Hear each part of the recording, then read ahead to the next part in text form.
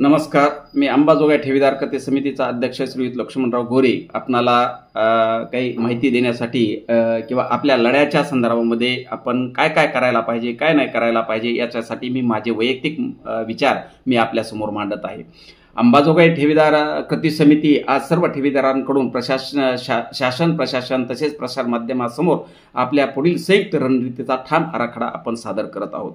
आजवर आपण जे काही निवेदनं दिलेली आहेत, जवळपास अंबाजोगाई ठेवीदार कृती समितीकडून 90 निवेदनं देण्यात आले आहेत. त्या निवेदनामध्ये आपण 50 ते 55 मुद्द्यांच्या मागण्या सविस्तर त्याच्या मागण्या मांडून त्याचं मेमोरंडम, उच्चस्तरीय बैठकांचे तपशील आणि न्यायालयीन कारवाई याबाबत आपण सर्व परिचित आहातच. आता लढा अधिक व्यापक व वेगवान करण्याची आपल्यावर वेळ आलेली आहे. त्या अनुषंगाने आपण आपल्या भविष्यातील लढ्याच्या संदर्भामध्ये मी तुम्हाला थोडं बोलणार आहे आणि त्याच्यासाठी आपली मला त्याची मदतही आवश्यक आहे.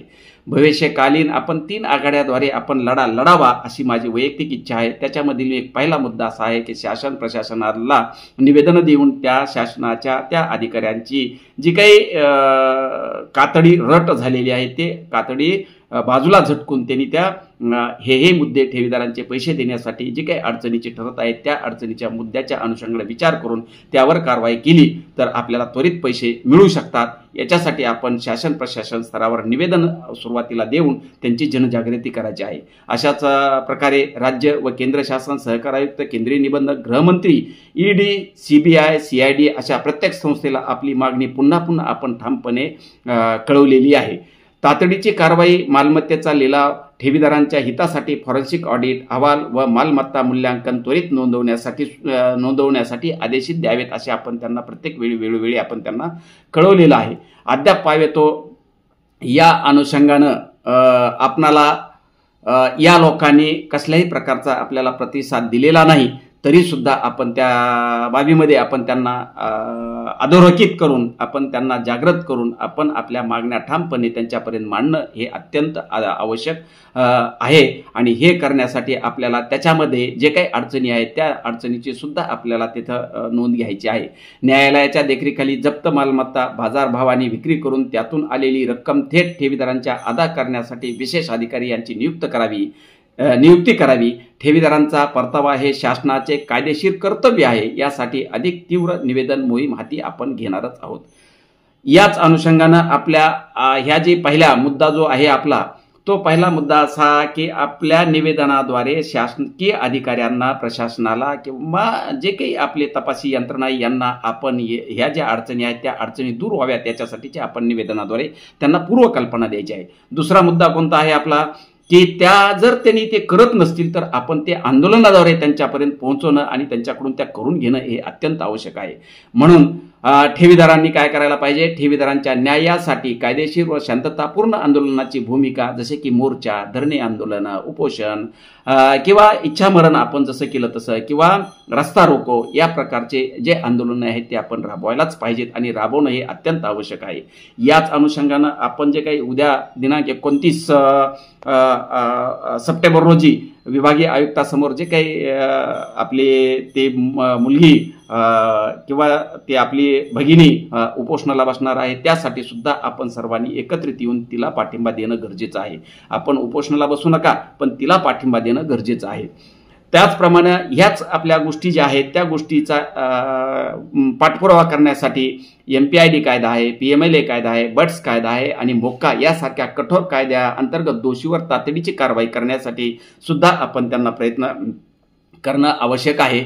अशाच प्रकारे सरकारने जर या गोष्टीमध्ये विलंब केल्यास महाराष्ट्रातील आपण सर्व ठेवीदारांनी एकत्र येऊन मोठी चळवळ उभारावी अशी सुद्धा मी आपणाला विनंती करत आहे.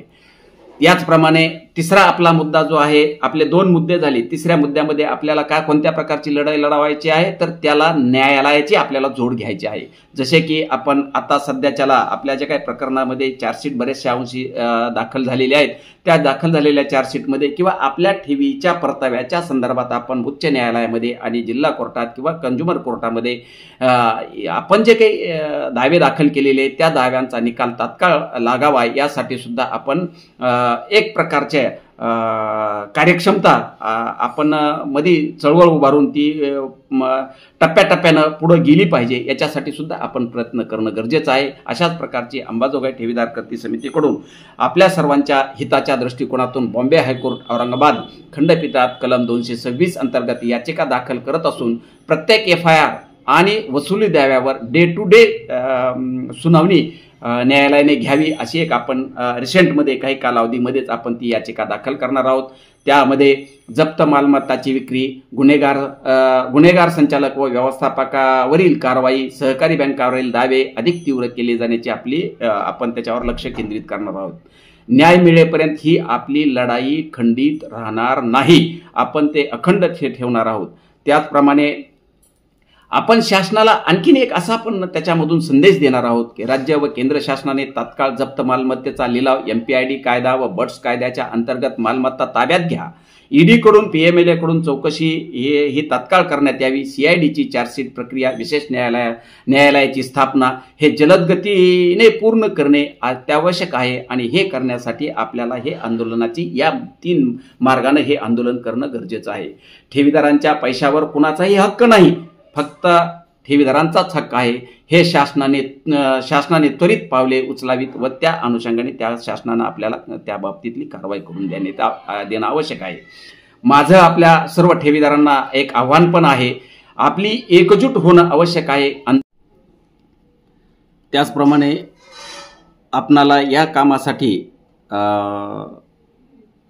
प्रत्येक वेळी जे काही पत्रकार मंडळी आपल्याला मदत करतात त्या पत्रकार मंडळीचं सुद्धा आपल्याला अभिनंदन करावं असं वाटत आहे. या कामी आपल्याला संभाजीनगरचे पत्रकार सुनील टाक, संभाजीनगर समाचारचे प्रत्येक वेळी आपल्याला या आपल्या लढ्याला किंवा व्हॉट्सअप ग्रुपद्वारे ही बातमी सर्व मीडियामध्ये पोहोचवण्यासाठी काम करतात. त्यांचे सुद्धा यामध्ये मोलाचे आपल्याला सहकार्य लाभत आहे. यामुळं त्यांचे सुद्धा मी ऋण व्यक्त करतो. जय हिंद, जय महाराष्ट्र.